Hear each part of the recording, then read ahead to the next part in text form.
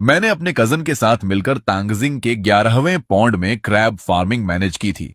Autumn harvest में हमने पूरे 3 मिलियन युआन कमाए, लेकिन उसने मुझे सिर्फ 50,000 युआन ट्रांसफर किए। उसने ठंडे अंदाज में कहा, पॉन्ड्स और कैपिटल मेरे थे, तुम तो बस नेट्स डालते थे। मैंने फोन की स्क्रीन पर अमाउंट देखा। ना मैंने मना किया, ना प्रोटेस्ट किया, बस चुपचाप पैसे एक्सेप्ट कर लिए। और उसी मोमेंट मैंने पूरे गांव का सबसे बदबूदार अबैंडन्ड पॉन्ड रेंट पर ले लिया। अगली गर्मियों में उसका पॉन्ड मरे हुए क्रैब से भर गया था। सड़ांध इतनी भयानक कि आसपास का इलाका बदबू से भर गया और मेरा पॉन्ड जिंदगी से भरा हुआ। जब मैंने उसका पीला पड़ा चेहरा देखा, मैं अपने लश पॉन्ड के किनारे 2 कदम पीछे हट गया और बोला, मेरी जमीन को अपने पॉइजन से मत छूना। कहते हैं उस रात वो कीचड़ में घुटनों के बल बैठकर सुबह तक चिल्लाता रहा। उसे समझ ही नहीं आया मेरे क्रैब्स इतने परफेक्ट कैसे ग्रो कर रहे थे।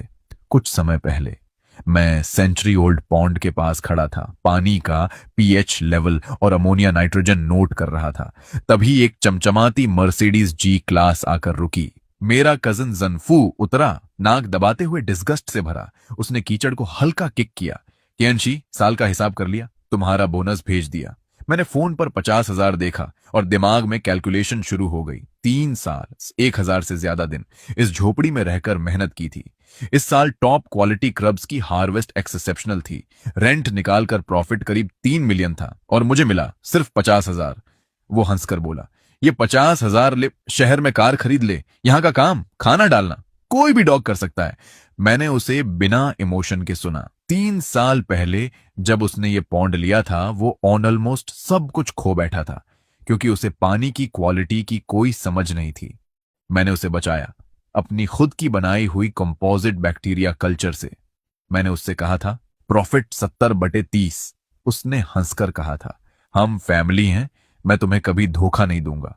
उस दिन मुझे गुस्सा भी नहीं आया। मैंने नोटबुक पॉकेट में रखा। ठीक है, मैं पैसे ले लेता हूं। वो हैरान था कि मैं इतना आसानी से मान गया। मैंने अपना पुराना बैग उठाया और जाते जाते कहा, पंप का फिल्टर बदल देना, याद रखना। मैंने पीछे मुड़कर नहीं देखा, क्योंकि मुझे पता था मेरे माइक्रो एडजस्टमेंट्स और स्ट्रिक्ट कंट्रोल के बिना ये पॉन्ड 6 महीने में जहरीला दलदल बन जाएगा। मैं शहर नहीं गया, मुझे लोगों के सवालों से डर लग रहा था। कितना कमाया? कजन कैसा है? मैं बस गांव की मिट्टी वाली सड़क पर चलता रहा। मेरे हाथ में नोटबुक था, दूसरों के लिए कचरा, मेरे लिए 3 साल की मेहनत। फोन बजा। जानफू फैमिली ग्रुप में रेड एनवलप्स भेज रहा था, अपनी सक्सेस दिखा रहा था। सब मेरी तारीफ कर रहे थे। मैंने फोन बंद कर दिया। मैं गांव के सबसे नीचे वाले हिस्से में गया, जहां एक काला सड़ा हुआ पॉन्ड था। पानी इतना गंदा कि स्ट्रे डॉग्स भी पास नहीं आते थे। मैंने कीचड़ उठाई, सूंघी, और उसी पल एक आइडिया जन्म ले चुका था। अगर खाना डालना कोई भी कर सकता है, तो मैं उसे असली टैलेंट दिखाऊंगा। मैं विलेज ऑफिस गया। सेक्रेटरी वांग, ये पॉन्ड अवेलेबल है। वो हंस पड़ा, ये तो गार्बेज पिट है, कोई नहीं लेगा। रेंट कितना है? 1,000 युएन पर ईयर, बस नाम के लिए। मैंने तुरंत कहा, 5 साल के लिए कॉन्ट्रैक्ट बनाओ। उसने मुझे पागल समझा, लेकिन मैंने साइन कर दिया। उस रात मैंने अपने ब्लैक कंटेनर्स खोले। उनमें थी मेरी secret weapon, probiotic composite solution. मैंने ग्राम तक प्रिसाइज मेजरमेंट लेकर उसे पूरे पॉन्ड में स्प्रे किया। 1 हफ्ते तक, दिन में छुपा, रात में काम, दिन में मजदूर, रात में मैजिशियन। दूसरे हफ्ते की सुबह चमत्कार हुआ। काली एल्गी गायब होने लगी, बदबू खत्म, फ्रेश मिट्टी और पानी की खुशबू आने लगी। पानी साफ हो गया, सूरज की रोशनी नीचे तक पहुंचने लगी। 15 दिनों में वो जहरीला पॉन्ड क्रिस्टल क्लियर इकोसिस्टम बन गया। तभी फोन आया, जनफू। पीछे करोके, शराब और औरतों की हंसी।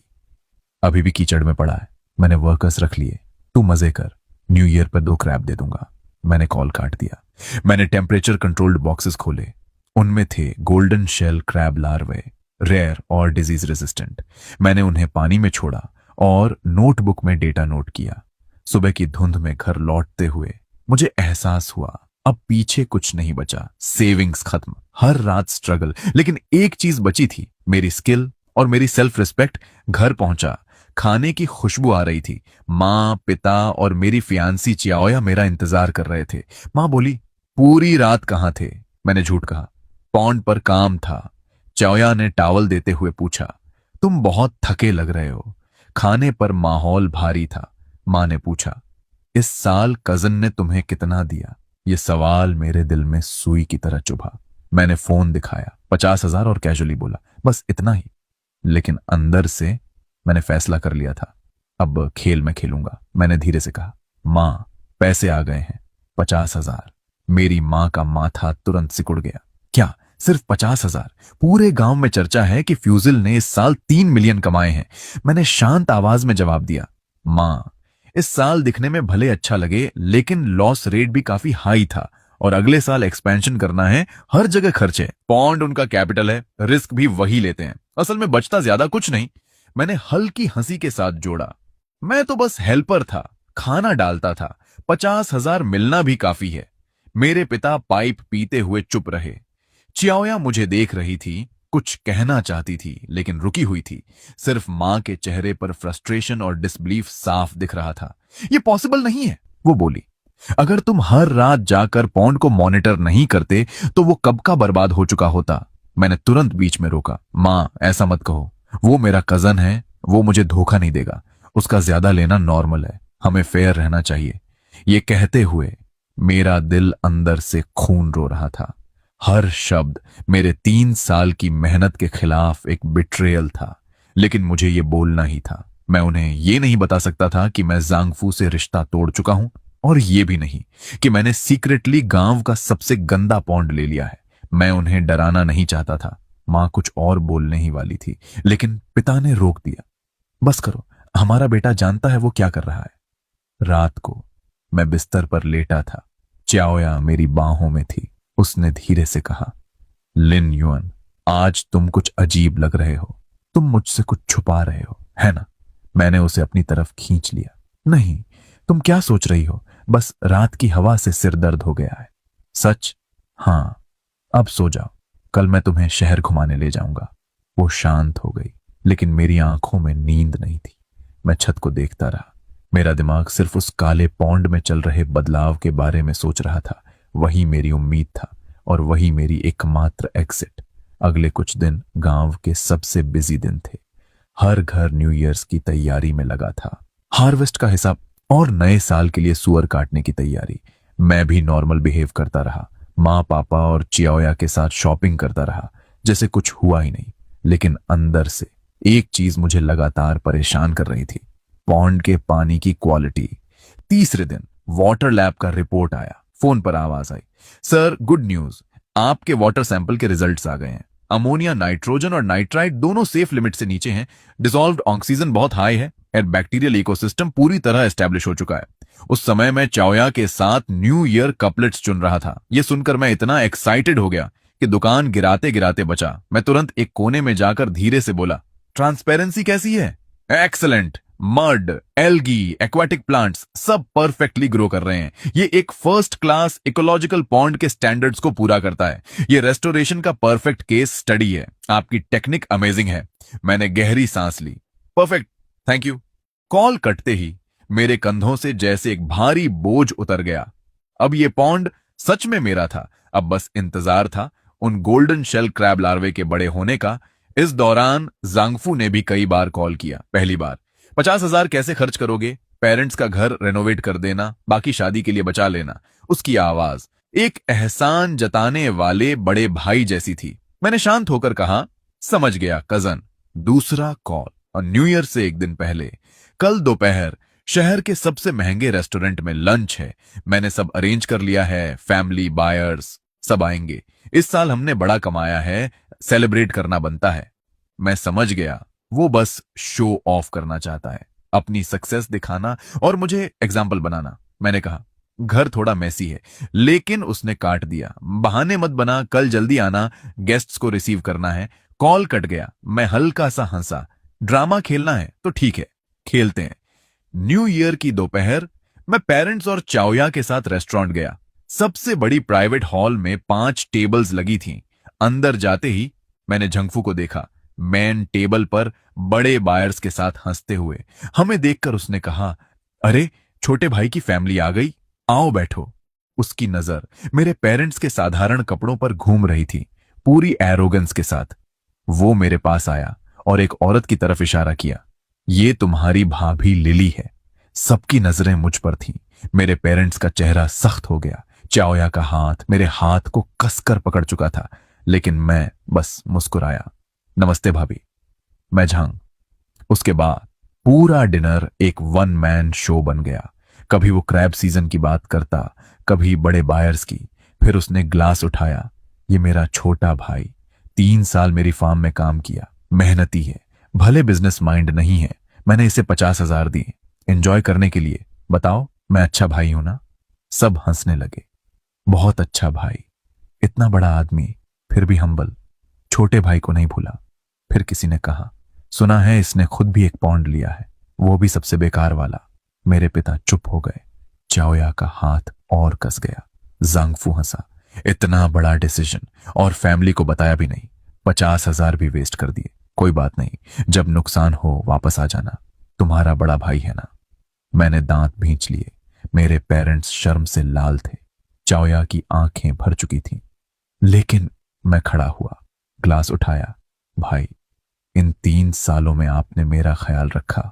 ये टोस्ट आपके लिए। मैंने एक ही सांस में ड्रिंक खत्म कर दिया। सब चुप हो गए। जांगफू खुश था। उसे लगा मैं झुक गया, लेकिन वो नहीं जानता था ये टोस्ट उसके लिए नहीं था। ये था उस रिश्ते के लिए जिसे उसने खुद खत्म कर दिया। उस मोमेंट के बाद सब खत्म। रेस्टोरेंट से बाहर आते वक्त पापा चुप थे। मां आहें भर रही थी। च्याओया मेरा हाथ कसकर पकड़े थी। घर के पास पहुंचकर मैंने कहा, मां, पापा, आज आपको शर्मिंदगी झेलनी पड़ी, माफ करना। मां बोली, पैसों की चिंता मत कर, जरूरत हो तो हमें बताना। पापा बोले, लोग क्या कहते हैं फर्क नहीं पड़ता, फैमिली साथ है, बस वही काफी है। चाओया ने कहा, तुम जो कर रहे हो, मैं हमेशा तुम्हारे साथ हूं। उनकी बातें सुनकर मेरा दिल गर्म हो गया और मेरा रिजॉल्व और मजबूत। मैंने धीरे से कहा, मुझ पर भरोसा रखो, बस थोड़ा वक्त दो। आज जो इज्जत गई है, मैं उसे पूरी तरह वापस लेकर आऊंगा। मैं अकेला आंगन में खड़ा रहा।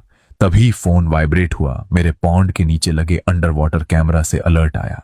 मैंने ऐप खोली और स्क्रीन पर दिखा क्रिस्टल क्लियर पानी, लहराती एक्वाटिक प्लांट्स और उनमें छिपी हुई नई जिंदगी। पानी के अंदर एक्वाटिक प्लांट्स के बीच golden shell first generation baby crabs, सिक्के जितने छोटे, बेहद एनर्जी के साथ खाना ढूंढ रहे थे। ये सीन देखते ही मेरे अंदर एड्रेनालिन की एक नई लहर दौड़ गई। अगले कुछ महीनों में मैं बिल्कुल पहले जैसा ही बिहेव करता रहा। स्प्रिंग आते ही गांव फिर से एक्टिव हो गया। लोग पूछते, इस साल क्या करने वाले हो? मैं हर बार वही पुराने एक्सक्यूजेस देकर बात टाल देता। कुछ लोग मुझ पर तरस खाते, कुछ मजाक उड़ाते। तुम्हारा कजन भले सख्त है, लेकिन पैसा देता है। तुम उस बदबूदार पौंड में क्यों अटके हो? आजकल एक्वाकल्चर आसान नहीं है। किसी स्ट्रांग सपोर्ट के साथ रहना बेहतर है। ये सारी बातें एक कान से अंदर जाती और दूसरे से बाहर। मुझे पता था उनका इरादा गलत नहीं है। उन्हें सिर्फ सरफेस दिखता है, जंगफू की सक्सेस और मेरी फैमिली का डाउनफॉल। उन्हें नहीं पता इस शांत पानी के नीचे तूफान कब से पल रहा है। और ये भी नहीं कि मैं बस सही मोमेंट का इंतजार कर रहा हूं। जल्दी ही समर आ गया। लगातार हीट वेव अलर्ट्स आने लगे। क्रैब्स के लिए सबसे खतरनाक चीज हीट प्लस लो ऑक्सीजन। मैं समझ गया मेरा टाइम आ चुका है। मैंने टीवी बंद किया और पेरेंट्स से कहा, कल से मैं पौंड वाली झोपड़ी में शिफ्ट हो जाऊंगा। कुछ समय घर नहीं आ पाऊंगा। अगली सुबह मैं सूरज निकलने से पहले उठ गया। चुपचाप बूट्स पहने और बाहर निकलने से पहले पेरेंट्स के कमरे की बंद दरवाजे को देखा। मन ही मन कहा, मां, पापा, एक बार और भरोसा कर लो। इस बार मैं आपको निराश नहीं करूंगा और किसी को हमारी फैमिली को नीचा नहीं दिखाने दूंगा। मैं सीधा पॉन्ड पर गया, नेट उठाया और आज की हीट के बावजूद क्रैब्स बड़े, मजबूत, हेल्थी थे। मैंने हर पैरामीटर चेक किया, प्लांट्स, मड, ऑक्सीजन, सब परफेक्ट। मैंने पंप चालू किया। पानी की सरफेस लहराने लगी और मुझे साफ महसूस हुआ इस पानी के अंदर एक पावरफुल लाइफ फोर्स है। अब मुझे किसी की नजर की परवाह नहीं थी, लेकिन मैंने अपनी सक्सेस किसी को नहीं बताई। शो शुरू होने से पहले सब परफेक्ट होना जरूरी था। मैंने पॉन्ड का पूरा इंस्पेक्शन किया। बस थोड़ी सी फीड डालते ही क्रैब्स फ्रेंजी में आ जाते थे। उनकी एनर्जी जांगफू के क्रैब्स से कई गुना ज्यादा थी। जांगफू हमेशा कहता था उसका पॉन्ड फंगशुई ब्लेस्ड है, लेकिन सच वो खराब क्वालिटी के डेड फिश डालता था। उसके पॉन्ड की मड टॉक्सिक हो चुकी थी, ब्लैक, स्मेली, और हीट आते ही ग्रीन ऑल्गी सरफेस पर पॉइजन की तरह तैरने लगती। पहले मैं हर रात जाकर एरेटर चलाता, एंटीडोट डालता। इन 3 सालों में मैंने उसे लाखों का नुकसान बचाया था, लेकिन उसके लिए यह सब नॉर्मल था। तभी उसका कॉल आया, कियांगी घर में एसी में मजे कर रहा है, कल सुबह 6 बजे आ जाना। कुछ क्रैब्स मर रहे हैं, उन्हें निकालना है, गांव वालों को पता नहीं चलना चाहिए। उसका टोन जैसे वो किसी सर्वेंट को ऑर्डर दे रहा हो। मैंने फोन कसकर पकड़ा, लेकिन आवाज शांत रखी। ठीक है, समझ गया। शाम को चाओया आई सूप लेकर। वो बोली, आज वेदर बहुत अजीब है, हवा नहीं है, डॉग्स तक परेशान हैं, क्रब्स कैसे सरवाइव करेंगे। मैंने उसे गले लगाया, चिंता मत करो, मेरा इकोसिस्टम स्टेबल है, आज रात कुछ भी हो जाए ये पॉन्ड स्टेबल रहेगा। वो मुझे देखती रही। तुम कुछ छुपा रहे हो ना? मैं मुस्कुराया।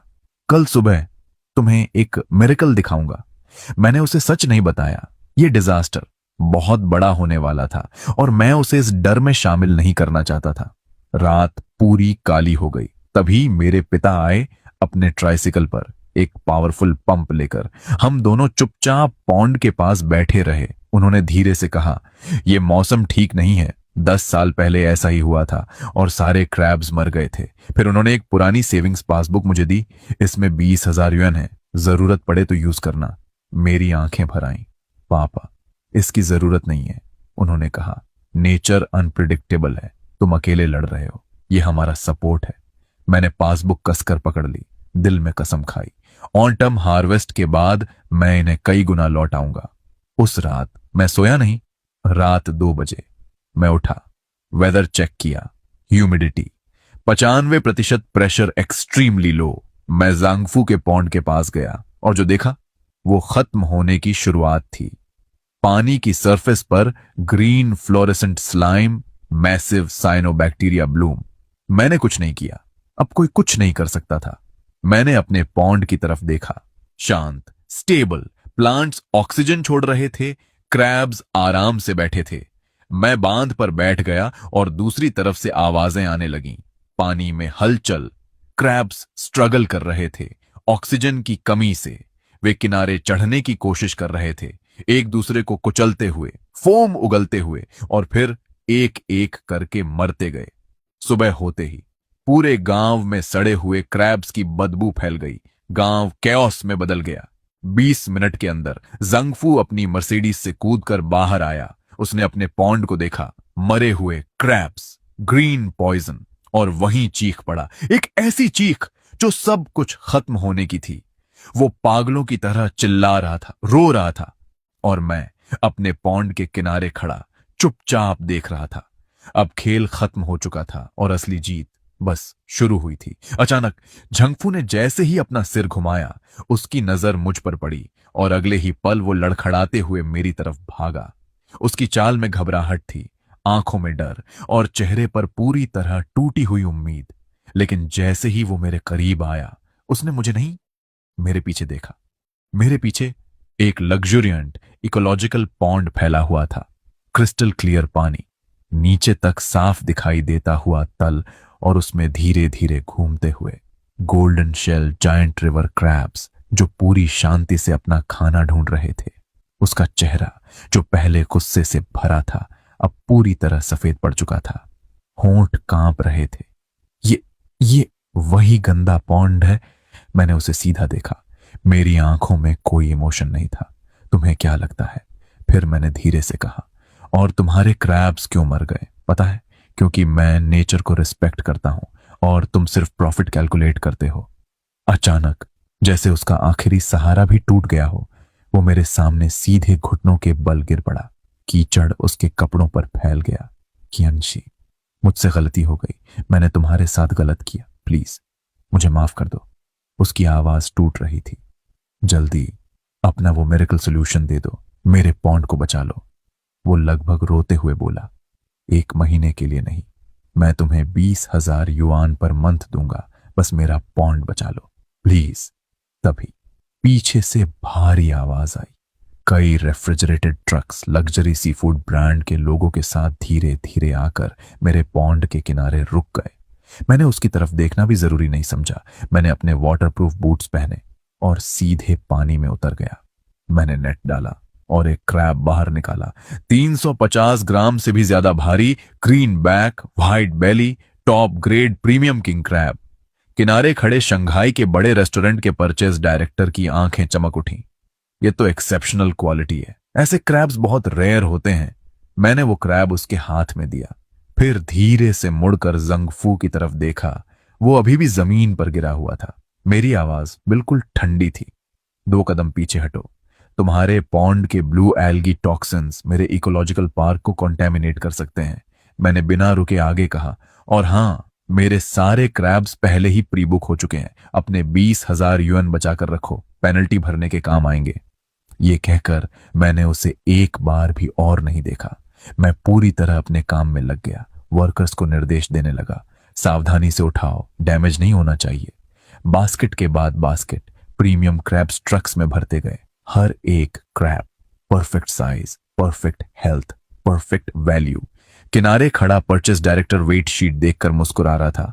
इस फर्स्ट बैच के लिए मैं तुम्हें मार्केट का हाईएस्ट प्राइस दे रहा हूं और अगले साल की पूरी प्रोडक्शन भी रिजर्व करता हूं। मैंने उसका हाथ मजबूती से थामा। डील। उसी मोमेंट 1 मिलियन युएन का एडवांस पेमेंट सीधे मेरे अकाउंट में ट्रांसफर हो गया। मैंने फोन की स्क्रीन देखी, डिजिट्स की लंबी लाइन, और मेरे होठों पर हल्की मुस्कान आ गई।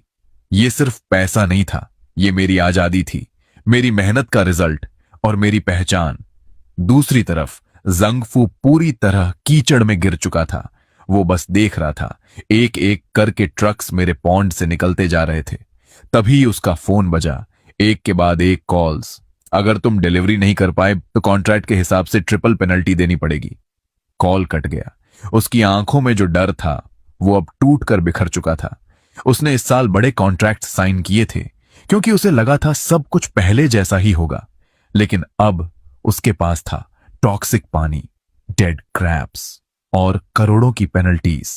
सुबह का सूरज उग चुका था, हल्की धुंध के बीच पानी चमक रहा था, और पहली बार मैंने महसूस किया मेहनत का असली सुकून। पहले हर दिन डर था, वेदर, ऑक्सीजन, एल्गी, हर रात एक गैम्बल, लेकिन अब अपने खुद के पॉन्ड के किनारे खड़ा, परफेक्ट इकोसिस्टम के साथ, मैंने पहली बार रिजल्ट को एंजॉय किया।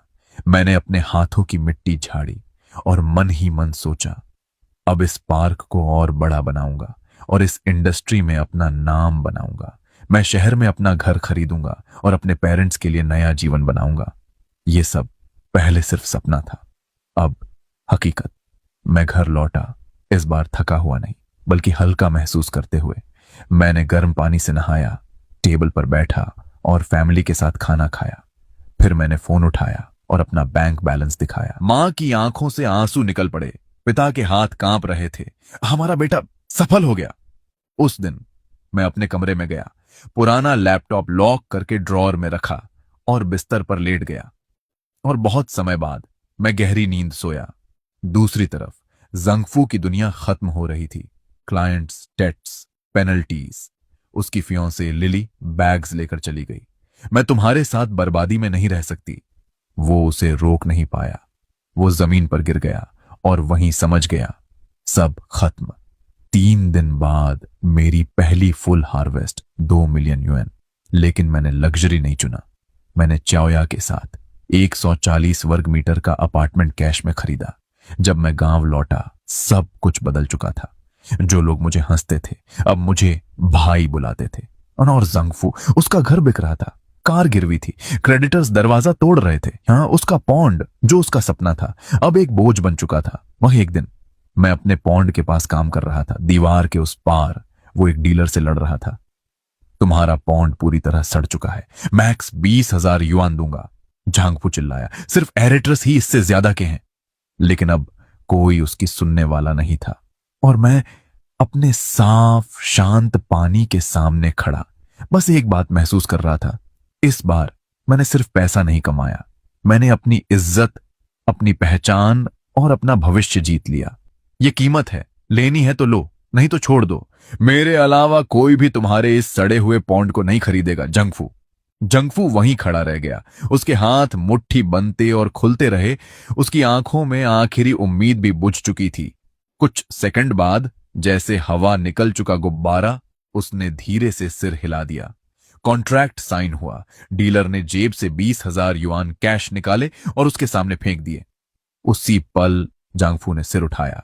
ग्रिल के उस पार उसकी नजर मुझ पर पड़ी। मैं हाथ में वॉकी टॉकी लिए खड़ा था, नेक्स्ट रेफ्रिजरेटेड ट्रक के डिस्पैच को मैनेज कर रहा था। मैंने उसकी तरफ देखा तक नहीं।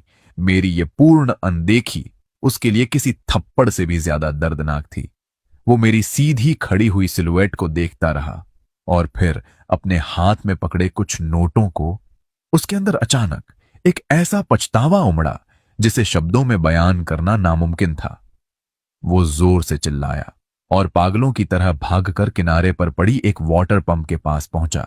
उसने जमीन से एक व्रेंच उठाई और पूरी ताकत से वार किया। धड़ाम! वो पंप, जिसकी कीमत 10,000 थी, कुछ ही सेकंड में लोहे के टुकड़ों में बदल गई। लेकिन अब कुछ भी बदलने वाला नहीं था। मेरा सफर यहीं से शुरू हुआ। मेरा बिजनेस उड़ान भर चुका था। जो बायर पहले एक बार आया था, वो मेरा सबसे लॉयल क्लाइंट बन गया। मैंने खुद को सिर्फ एक पॉन्ड तक सीमित नहीं रखा। मैंने एक कंपनी शुरू की, एक्वाकल्चर टेक्नोलॉजी कंपनी। मैंने गांव के नीचे के इलाके में सैकड़ों हेक्टेयर वाटर बॉडीज लीज पर लिए और एक कोऑपरेटिव सिस्टम बनाया। मैंने गांव के मेहनती और ईमानदार लोगों को साथ लिया और उन्हें पर्सनली ट्रेनिंग दी, मॉडर्न एक्वाकल्चर टेक्निक्स। मैंने उन्हें इंडस्ट्री का सबसे हाई बेस सैलरी दिया और साथ में ईयरली बोनस भी। धीरे धीरे गांव में एक बात फैल गई, भाई कैंग के साथ काम करो तो फ्यूचर सिक्योर है। अतीत वापस आया, लेकिन देर हो चुकी थी। एक दिन मैं अपने ऑफिस में रिपोर्ट्स देख रहा था, तभी एक तेज परफ्यूम की खुशबू हवा में फैली। मैंने सिर उठाया। लिली!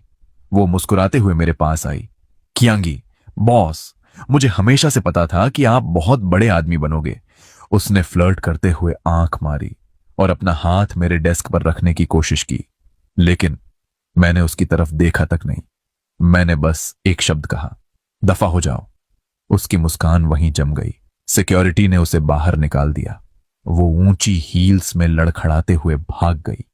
मैंने मन ही मन सोचा, अब मैं किसी गंदगी को अपने संसार के पास नहीं आने दूंगा।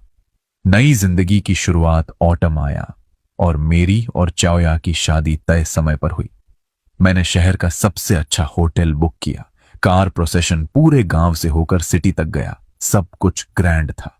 कुछ दिन पहले मुझे एक कॉल आया, मेरी एक्स रिलेटिव की तरफ से। फोन पर रोती हुई आवाज, प्लीज कियांगी, जांगफू और उसके पिता कंस्ट्रक्शन साइट पर काम कर रहे हैं और रात में शराब पीते हैं।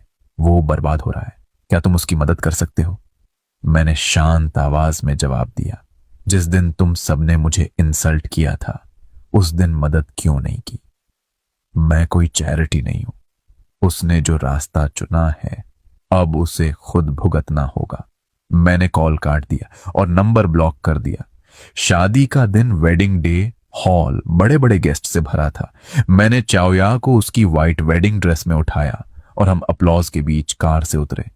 उसी वक्त मेरी नजर सड़क के उस पार गई। एक आदमी गंदे कपड़ों में, बिखरे बाल, इलेक्ट्रिक पोल के पीछे खड़ा था। जंगफू। वो फायरवर्क्स को देख रहा था। उसकी आंखों में झेलसी और गहरा डिस्पेयर। मैंने बस एक पल उसे देखा और फिर नजर हटा ली। मैंने अपनी वाइफ को गले लगाया और उसे गहराई से किस किया। आखिरी सच्चाई, कुछ ही समय में विंटर आ गया। बाहर बर्फ गिर रही थी, अंदर हीटर चल रहा था। चाओया का पेट अब गोल हो चुका था। वो मेरे कंधे पर सिर रखे बैठी थी। पास में मेरे पेरेंट्स हंसते हुए हमारे फ्यूचर बच्चे का नाम सोच रहे थे। टीवी पर न्यूज चल रही थी, हाल ही में पुलिस ने इलीगल गैम्बलिंग रैकेट पकड़ा है। स्क्रीन बदली, हैंडकफ्ड क्रिमिनल्स दिखाए गए। एक चेहरा मेरी नजरों में अटक गया, जंगफू, और भी ज्यादा टूटा हुआ, आंखों के नीचे काले घेरे, जैसे जिंदा लाश। न्यूज में बताया गया वो भारी कर्ज में डूब गया था और फिर फ्रॉड और इलीगल गैम्बलिंग में शामिल हो गया। अब वो शायद जिंदगी भर जेल में रहेगा। मैंने उसे देखा, लेकिन मुझे कोई खुशी नहीं हुई, सिर्फ शांति, क्योंकि जो खुद कीचड़ में डूबना चुनता है उसे कोई नहीं बचा सकता। मैंने टीवी बंद किया और एक लाइट एंटरटेनमेंट शो लगा दिया। घर में फिर से हंसी गूंजने लगी। मैंने धीरे से अपना हाथ चाओया के पेट पर रखा। अंदर बेबी की हलचल महसूस हुई, जैसे एक नया इकोसिस्टम जन्म ले रहा हो, जीवन से भरा हुआ, एनर्जी से भरा हुआ। मैंने मजबूती से अपनी जिंदगी की स्टीयरिंग पकड़ ली, क्योंकि अब मेरे सामने रास्ता पूरी तरह खुला था।